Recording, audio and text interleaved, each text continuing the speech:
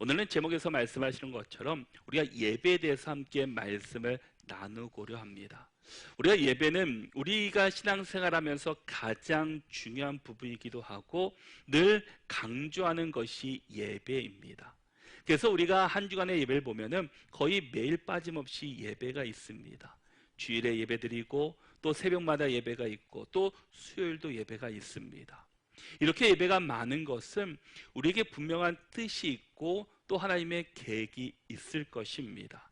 그렇다고 무조건 예배가 많다고 해서 좋은 것만은 아니지만 우리가 왜 예배를 드려야 하는지, 그 예배의 본질이 무엇인지, 예배에 하나님께서는 무엇을 우리에게 주시고자 하는지를 우리가 깨달을 때 그 예배가 더 풍성해질 수 있고 하나님을 만날 수 있고 그 안에서 또 하나님께서 주시는 것을 누리며 살아갈 수 있는 믿음의 성도들이 될 수 있을 것입니다. 이 프랑스의 왕이었던 루이 14세가 있었습니다. 그의 일화 가운데 이런 내용이 있습니다. 그는 주일만 되면은 이 가족들과 주변에 있는 왕족들을 데리고 교회를 갔다고 합니다.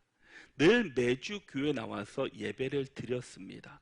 이 교회는 푸날레누라는 이 대교주가 그 섬기는 교회였습니다. 이 왕이 출석하는 교회다 보니까 그 교회는 늘 성도들로 가득했고 자리가 부족할 정도였습니다. 그러나 이 대주교의 마음은 늘 기쁘지 않았다라고 합니다. 왜냐하면 정말 이곳에 모인 모든 사람들이 정말 예배로 들어오는 사람인가, 아니면 왕의 얼굴 도장을 찍기 위해서 왕을 보고자 오는 사람인지에 대해서 늘 궁금했다고 합니다. 그래서 하루는 이 대주교가 이런 생각을 하고 시험해 보기로 합니다. 그래서 어느 날 이제 왕이 도착하기 전에 이 강단에서 광고를 하게 됩니다. 여러분, 다음 주일에는 왕이 여러 가지 나라 일로 인해서 교회에 출석하지 못한다라고 합니다. 라고 거짓된 광고를 하게 됩니다. 그리고 그 다음 주일이 되었습니다. 왕이 이 가족들과 왕족들과 함께 교회에 도착했는데 교회가 너무나 조용하다라는 겁니다. 그래서 이 대주교는 이 대주교에게 이렇게 물어봤다고 합니다. 그러고서 대주교는 슬픈 얼굴로 아무래도 이분들이 예배하러 오는 것이 아니라 왕을 만나러 오는 것 같습니다. 그래서 제가 한번 시험을 해봤습니다. 지난 주일 예배 전에 다음 주일에는 왕이 오지 못합니다 라고 제가 그 거짓 광고를 했더니 오늘 이렇게 사람들이 예배에 참석하지 않았습니다 라고 자세하게 설명하게 됩니다. 그동안 그 많은 사람들이 교회에 오는 것은 하나님께 예배하는 것이 아니라 왕과 악수 한번 하고 왕에게 잘 보이려는 마음으로 그곳에 온 것이었습니다. 여러분들은 과연 무엇 때문에 교회에 나오십니까? 사람 때문이십니까? 아니면 교회 환경 때문이십니까? 아니면 교회에 있는 프로그램 때문이십니까? 우리가 정말 하나님 때문에 교회에 나올 수 있는 믿음의 성도들이 될 수 있기를 바랍니다. 이제는 4월이 되면 총선이 있습니다. 총선이 앞두고는 많은 사람들이 또 후보자들이 교회에 출석하게 됩니다. 과연 그들이 무슨 마음으로 그곳에 오겠습니까? 여러분, 예배는 다른 사람들에게 보이려고 오는 것이 아니라 오직 하나님께 영광을 드리러 오는 것입니다. 그러기에 우리의 마음과 우리의 모든 것이 주님께 집중되어 있어야 하고 주님께서 기뻐 받으시는 예배의 자리로 우리는 나가야 할 것입니다. 여러분, 지금 많은 사람들이 현대 사회를 예배의 위기 시대라고 말해주고 있습니다. 그래서 요한복음 4장 24절의 말씀에서도 하나님은 영이시니 예배하는 자가 영과 진리로 예배할지니라 라고 말씀합니다. 예배하는 자는 어떻게 예배하느냐? 영과 진리로 예배해야 된다라는 겁니다. 예배란 몸과 마음을 다해서 하나님을 찬양하는 것입니다. 하나님께서 행하시는 일을 감사하며 찬양하며 오직 주님만을 높여야 합니다. 사람이 높아지는 곳이 아니라 하나님만을 높아지는 것이 바로 예배의 자리입니다. 그러나 우리가 입으로는 고백하지만 삶으로는 그러나 드러내지 못하고 있습니다. 경건의 모양은 있으나 능력이 상실한 예배를 때로는 드립니다. 우리는 그러기에 다시금 우리 안에 이 예배가 회복되어야 합니다. 예배는 감동이 있고 우리의 열정을 다해서 주님 앞에 올려드려야 합니다. 여러분들의 예배의 자리는 어떠하십니까? 영과 진리로 예배를 드리고 계십니까? 한 주간 세상 속에서 여러 가지 문제도 인해서 아파하고 좌절하고 낙심되고 마음이 어려움이 있을 때 주님 앞에 나왔더니, 힘겹게 세상과 싸우다가 주일을 맞이하여서 주님 앞에 나왔더니 하나님을 예배할 때 그곳에서 위로가 있고 치유가 있고 회복이 있고, 그 예배자리 앞에 섰을 때 내 사랑하는 아들아, 내 사랑하는 딸아라고 하는 그 나를 안아주시는 그 하나님의 놀라운 사랑과 치유를 경험한다면 그것이 우리가 하나님께 온전히 드리는 예배의 자리가 될 것입니다. 그런데 우리가 늘 습관에 따라서 주일이 됐으니까 예배 와야지, 주일이 됐으니까 내가 주어진 나의 사명을 지켜야지 하는 식으로의 예배의 자리는 하나님께서 기뻐하지 않으신다라는 겁니다. 우리 자녀들이 학교에 갈 때 늘 아침에 일어나서 그냥 어쩔 수 없이 가는 그 학교의 모습이 아니라 정말 이 자리에 나오는 것이 우리가 정말 간절하고 또 기대가 되고 그 하나님을 만나고 싶은 그 믿음으로 나온다면 분명히 그 가운데 하나님의 인도하심이 있을 것이고 은혜가 있으실 것이고 분명한 축복의 자리가 될 것입니다.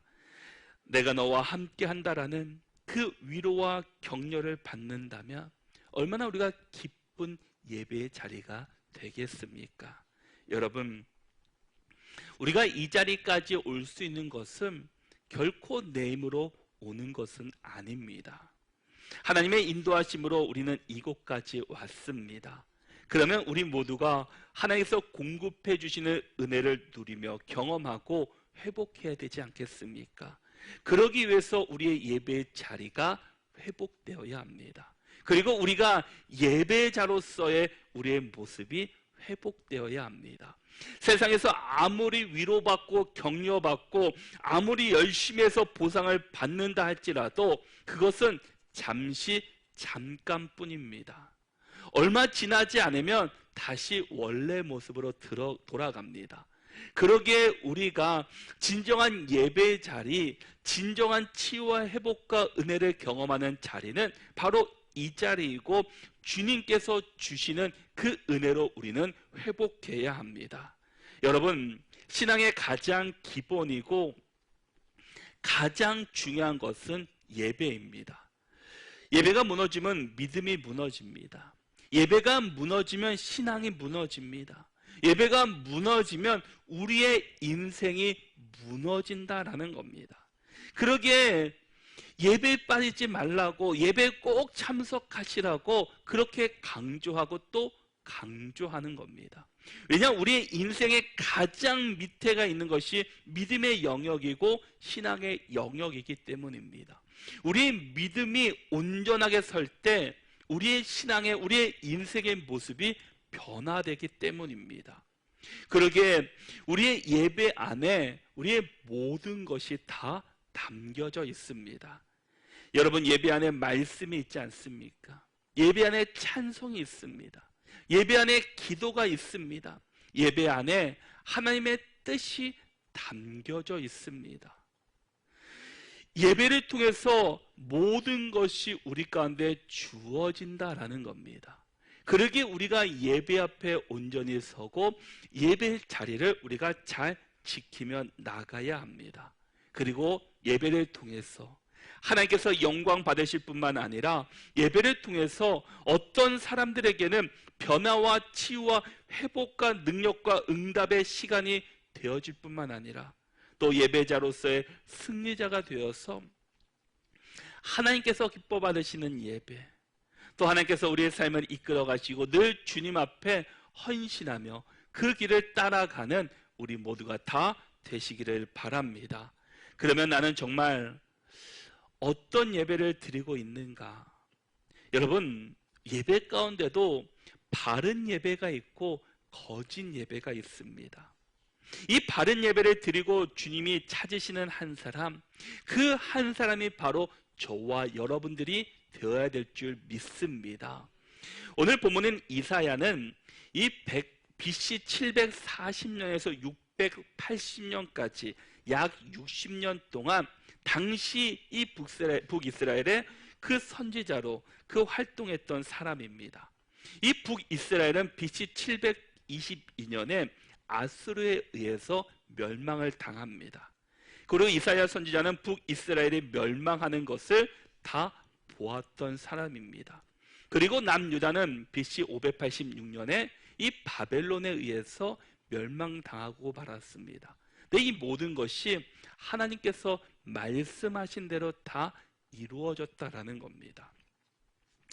우리 본문 1절 말씀을 보시면 유다 왕 우시아와 요담과 아하스와 히스야 시대에 아모스의 아들 이사야가 유다와 예루살렘에 관하여 본 계시라라고 말씀합니다. 이사야 선지자는 남유다의 이 10번째 왕이었던 우시아 때부터 이 13번째 왕이었던 이 히스기야 때까지 당시 선지자로 예언자로 활동한 사람입니다. 실제로 언제부터 언제까지 이 선지자의 삶을 살았는지에 대해서는 성경은 자세하게 기록하고 있지는 않습니다. 그러나 이사야 6장을 보면은 그 우시아 왕이 죽던 해에 이사야가 선지자로 그 소명을 받는 장면이 나옵니다. 실질적으로는 그 전부터 활동하였을 것이라고 학자들은 이야기합니다. 그리고 유다의 14대 왕이었던 그 므낫세 때 순교를 하고 맙니다. 우리가 믿음장이로 불리는 히브리서 11장에 보면은 믿음의 선진들 중에 이 톱으로 켜서 죽임을 당한 사람이 있습니다. 그 사람이 바로 이사야 선지자라고 전해지고 있습니다. 그리고 이사야서는 이 성경의 축소판이기도 합니다. 성경은 모두 66권으로 이루어졌습니다. 1장부터 39장까지가 그 것과 신약은 27권으로 이루어져 있습니다. 그런데 이사야는 모두 66장으로 이루어져 있습니다. 그런데 1장부터 39장이 제1 이사야고 40장부터 66장까지 27장이 제2사야서입니다. 그렇다고 해서 이사야 1장이 창세기고 이사야 2장이 출애굽기라고 그렇게 말할 수는 없습니다. 그리고 구약의 주제와 이사야서의 첫 번째 주제와 또 신약의 주제와 이사야 두 번째 부분의 주제와 동일하게 기록되어 있습니다. 구약 성경이 또 인간의 죄로 시작해서 메시아의 오심을 예언한 것처럼 이사야서도 인간의 죄에서 시작해서 의의 왕이 오시는 것을 예언하는 부분이 첫 부분입니다. 그리고 신약 성경은 세례 요한의 외침에서 시작해서 새 한 해가 새 땅으로 마무리되고 있는데 제2사야 부분도 광야에서 외치는 소리에서 시작해서 새 한 해가 새 땅으로 마무리하고 있습니다. 그래서 많은 사람들이 이사야서를 성경의 축소판이다라고 이야기해 주고 있습니다. 그 시대 가운데 이사야 선지자가 이 1절의 말씀을 다시 보면 이사야가 이 유다와 예루살렘에 관하여 본 계시다라고 말씀하고 있습니다. 우리가 계시에서 이 계시는 단어가 마지막에 본문에서는 기록되어 있지만 이 히브리 성경이나 영어 성경에서는 가장 먼저 앞부분에 이야기해 주고 있습니다. 이사야뿐만 아니라 에스겔이나 호세아나 또 아모스나 스바야 같은 경우는 하나님의 이상이라고 여호와의 말씀이라고 기록하고 있습니다. 그러니까 여러 선지서들은 선지자들이 자기가 하고 싶은 말을 전하는 것이 예언이 된 것이 아니라 하나님께서 보여주신 것, 또 하나님께서 말씀하시고 들려주시는 것을 그 예언하는, 또 말하는 것이 선지자의 역할이었습니다. 그러니까 이사야는 하나님께서 당시에 일어날 일들을 그에게 말씀해 주셨고, 그를 통해서 이 이스라엘 백성들에게 선포하고 전할 것을 그들에게 전해주고 있습니다. 그런데 지금 이스라엘 백성들의 모습은 전혀 하나님께서 원하시고 하나님께서 말씀하시는 그 모습으로 전혀 살아가고 있지 않습니다. 그들은 하나님과 정말 동떨어진 모습으로 살아가는, 당시에 그들의 모습이 어떠했는지를 4절에서는 이렇게 말씀해 주고 있습니다. 우리 4절 말씀을 같이 한번 읽어보겠습니다. 함께 읽겠습니다. 슬프다 범죄한 나라요, 허물진 백성이요, 행악의 종자요, 행위가 부패한 자식이로다. 그들이 여호와를 버리며 이스라엘의 거룩하신 이를 만홀히 여겨 멀리하고 물러갔도다. 아멘. 지금 당시 이스라엘 모든 그 백성들의 모습이 어떠했느냐? 그들은 범죄한 나라, 행악의 종자, 부패한 자식, 여호와를 버리고 이스라엘의 거룩하신 이를 만홀히 여겨 멀리하고 물러갔다라고 말씀하고 있습니다. 그들은 지금 이스라엘 백성들은 타락할 대로 타락했다라는 말입니다. 그런 그들을 향해서 지금 이사야 선지자가 선포하고 있는 말씀입니다. 이사야 선지자가 선포한 말씀이 과연 무엇입니까? 오늘 10절의 말씀을 보니 이렇게 시작하고 있습니다. 너희 소돔의 관원들아, 고모라의 백성아 라고 말씀하고 있습니다. 여호와의 말씀을 듣고 여호와의 법의 귀를 기울일 것을 그들에게 선포해 주고 있다라는 겁니다.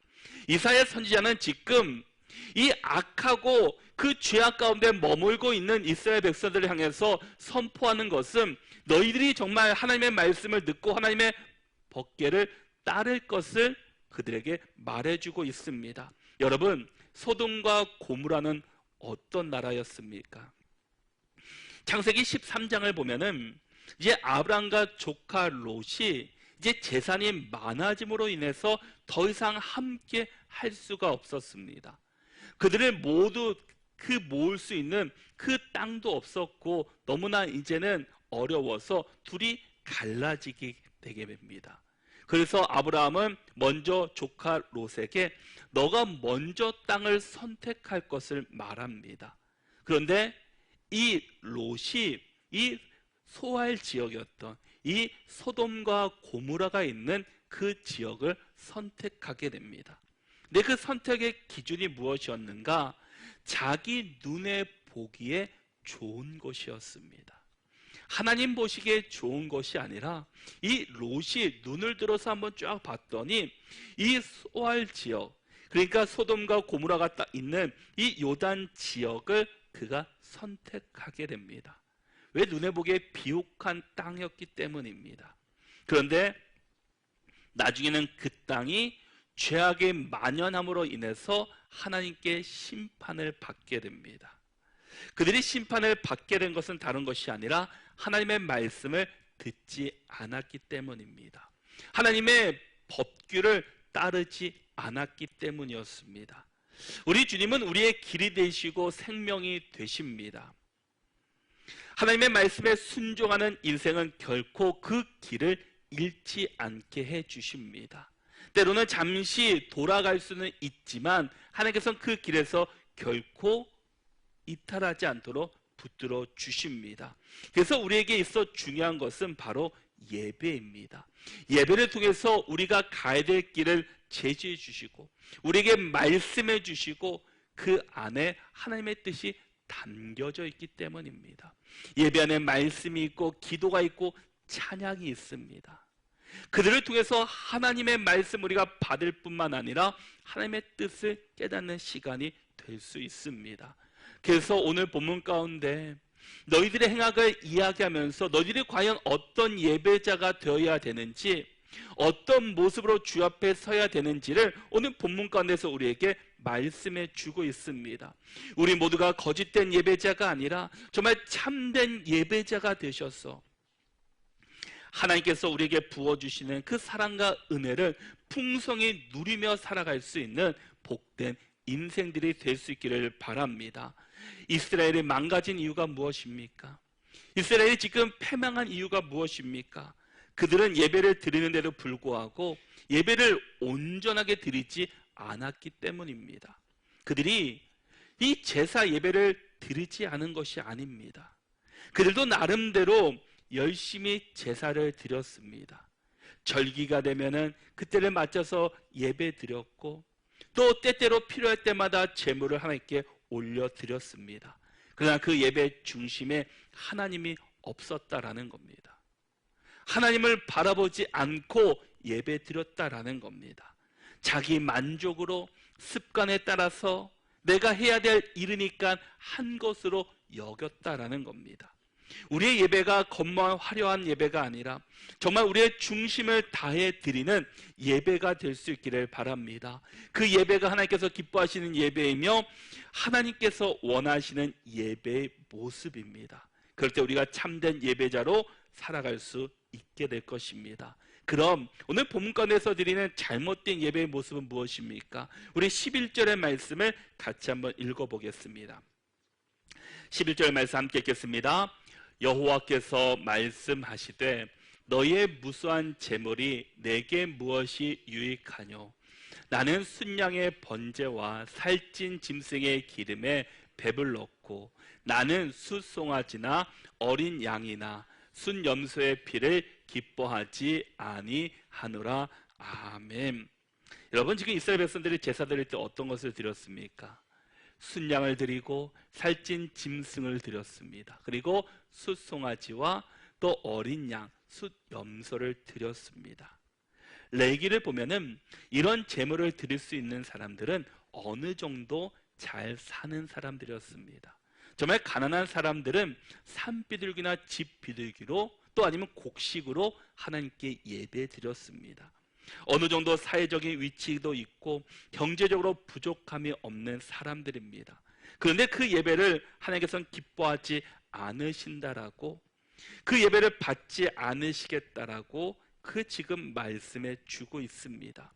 이스라엘 백성들이 예배를 드리기 위해서, 제사를 하기 위해서 나름대로 수고했습니다. 여러분, 숫송아지를 가져오기 위해서, 양을 갖고 오기 위해서 그것도 살아있는 것을 드려야 하기 때문에 그들을 이 예배 자리까지 끌고 온다는 것은 결코 쉬운 일은 아닙니다. 많은 노력과 많은 그 수고가 필요했습니다. 그런데 그 수고와 많은 또 물질을 들여서 드렸는데 하나님께서 말씀하시는 건 무엇입니까? 내가 기뻐하지 않는다라는 겁니다. 내가 과연 하나님께서 기뻐하지 않는다라는 겁니다. 과연 그들의 문제는 무엇이었습니까? 하나님께서 원하시는 예배, 영과 진리로 중심을 드리는 예배가 아니었다라는 겁니다. 우리가 로마서 12장 1절의 말씀을 보시면, 그러므로 형제들아 내가 하나님의 모든 자비하심으로 너희를 권하노니 너희 몸을 하나님의 기뻐하시는 거룩한 산 제물로 드리라.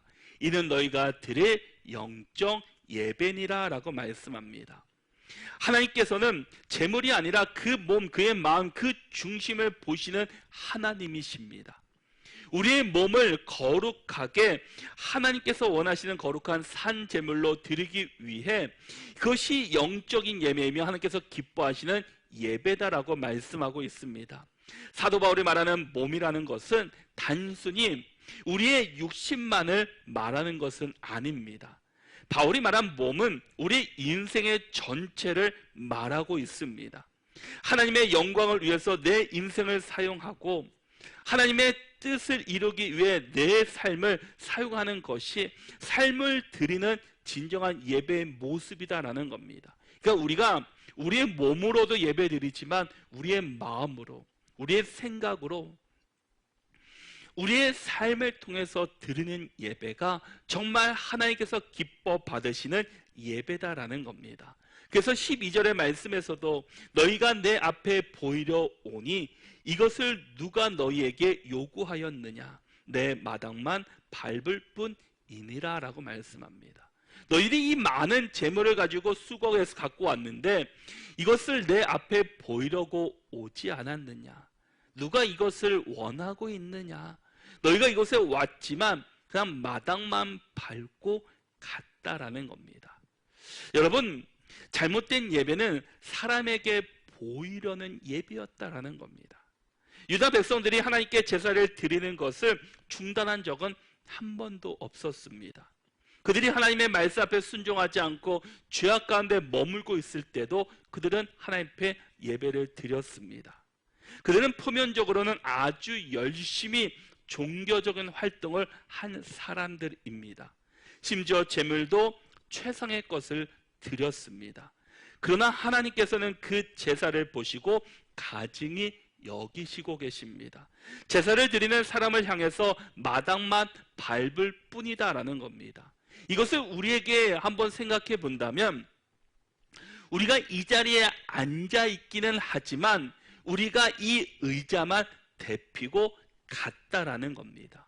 이곳에서 정말 하나님을 만나고 하나님을 회복하고 하나님의 은혜를 경험하고 그 감격 가운데 가는 것이 아니라 그냥 의자만 따뜻하게 데피고 우리가 가는 모습을 말해주고 있습니다.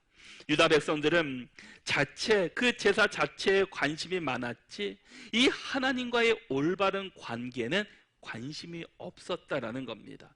남들이 보기에 내가 송아지를 가지고 가니까 어느 정도 저 사람은 주기가 있겠구나, 어느 정도 재산이 있는 사람들이겠구나 라고 주변 사람들에게 그 관심만을 가졌다라는 겁니다. 단지 종교적인 열심이었지 하나님과의 관계는 생각하지 않았습니다. 여러분, 예배는 하나님이 예배의 대상이며 예배의 주인공은 바로 하나님이십니다. 그런데 자신이 그 자기의 공로를 드러내려고 주님 앞에 오거나 그리고 사람이 중심이 되고 사람이 주인공 되는 예배는 하나님께서 기뻐받지 않으십니다. 목사도 예배의 주인공이 아니고 어떤 사람도 예배의 주인공이 아닙니다. 오직 하나님만이 영광을 받으시고 하나님만이 경배를 받으시는 합당한 예배자로 우리는 살아가야 합니다. 저도 마찬가지입니다. 저도 예배자로 이 자리에 선 것입니다. 단지 하나님께서는 저에게 말씀을 대신 전할 그 사명을 주셨기에 전하는 것뿐이지 저도 이 자리에서 예배자로 하나님께 영광 돌리고 하나님 앞에 온전히 서는 것입니다. 그래서 사실 다른 교회랑 우리 교회랑 다른 점은 이 강단에 의자가 없습니다. 의자가 없은 것은 저도 예배자이기 때문에 이 앞에 서는 것이 아니라 장로님이 기도할 때면 제가 앞에 그냥 앉아 있습니다. 그것은 저도 한 사람의 예배자로 이 자리에 선 것임을 저 스스로가 고백하기 위함입니다. 여러분, 우리의 행복을 위해서 우리의 만족을 위해서 예배하는 것이 아니라 우리가 정말 주님을 높이고 주님을 경배하며 하나님께서 우리에게 풍성한 은혜를 베푸시는 그 은혜를 누리며 살아가는 우리 모두가 될 수 있기를 바랍니다. 그래서 요한계시록 4장 11절의 말씀에서도 우리 주 하나님이여 영광과 존귀와 권능을 받으시는 것이 합당하오니라고 말씀합니다.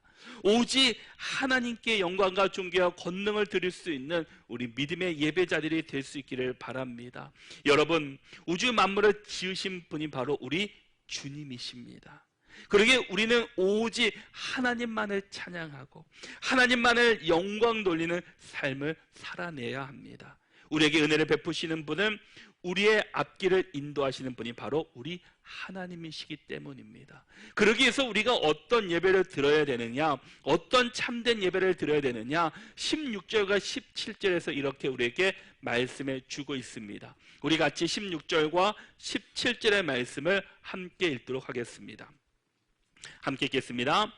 너희는 스스로 씻으며 스스로 깨끗하게 하여 내 목전에서 너희 악한 행실을 버리며 행악을 그치고 선행을 배우며 정의를 구하며 학대받는 자를 도와주며 고아를 위하여 신원하며 과부를 위하여 변호하라 하였느니라.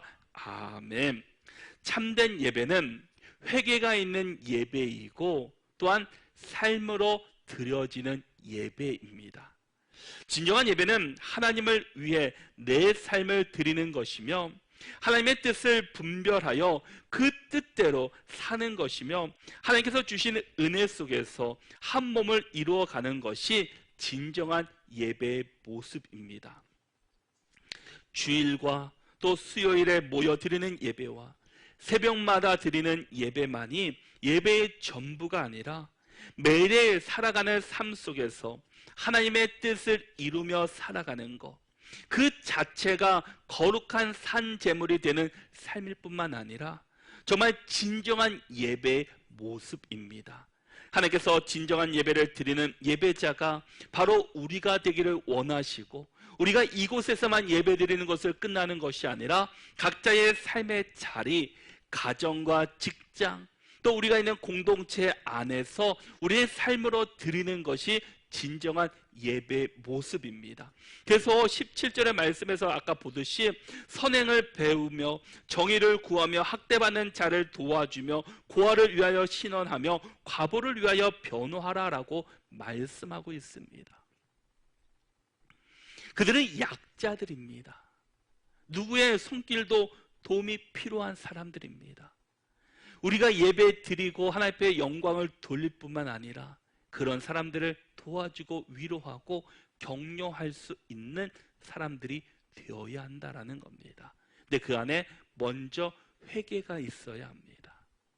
진정한 주님 앞에 나올 때 회개가 있어야 한다라는 겁니다. 우리가 아무리 많은 것을 드린다 할지라도, 순양을 드리고 수송아지를 드린다 할지라도 그 안에 회개가 없다면 하나님께서는 그 예배를 받지 않으신다라는 겁니다. 하나님께서 우리에게 원하시는 예배는 이 보여지는 예배가 아니라 바로 드려지는 예배입니다. 종교 지도자였던 이 바리새인들, 서기관들, 그들은 예수님께 책망받은 이유가 무엇입니까? 사람들의 보이기에 열심히 신앙생활 했을 뿐이었기 때문입니다. 예수님이 보시기에는 그 드려지는 예배가 아니었습니다. 그냥 남들에게 보여지는 예배였을 뿐입니다. 지금 예배자들은 구경꾼이 되거나 이 극장의 관객으로 변화되지 말아야 합니다. 우리는 함께 예배자로 이 예배에 함께하는 사람들입니다.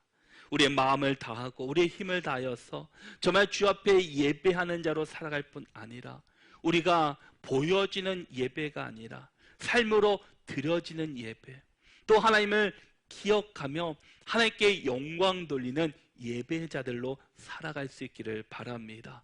그래서 올 한 해도 우리가 정말 매일 예배 자리를 지키는, 예배에 그 사수하는 믿음의 성도들 되시고 정말 예배의 자리를 온전히 서는 우리 모두가 다 될 수 있기를 바랍니다. 그래서 2024년도 우리 모두가 늘 예배 안에 풍성한 임재를 또 경험하시고 은혜를 경험하시고 이 예배드리는 것이 우리에게 참된 기쁨이 될 수 있는 우리 모든 믿음의 성도들이 다 되시기를 바랍니다.